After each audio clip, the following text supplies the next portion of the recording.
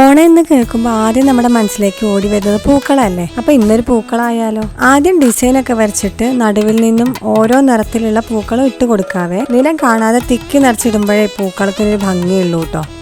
അതേപോലെ പൂക്കളം കളർഫുൾ ആകുന്നതും ആ പൂക്കളത്തിനൊരു ഭംഗിയാണേ. ചെറുതിലൊക്കെ ഉണ്ടല്ലോ, രാവിലെ എണീറ്റ് പൂ പറിക്കാൻ പോകലൊക്കെ ഒരു രസമായിരുന്നു കേട്ടോ.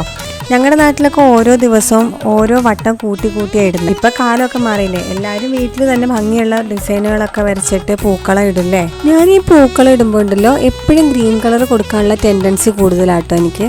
കാരണം മഞ്ഞയോടും വെള്ളയോടും ഓറഞ്ചിനോടും ഒക്കെ ഗ്രീൻ കളർ ഒരു കോൺട്രാസ്റ്റ് ക്രിയേറ്റ് ചെയ്യില്ലേ, അത് കാണാൻ എനിക്ക് ഭയങ്കര ഇഷ്ടമാട്ടോ.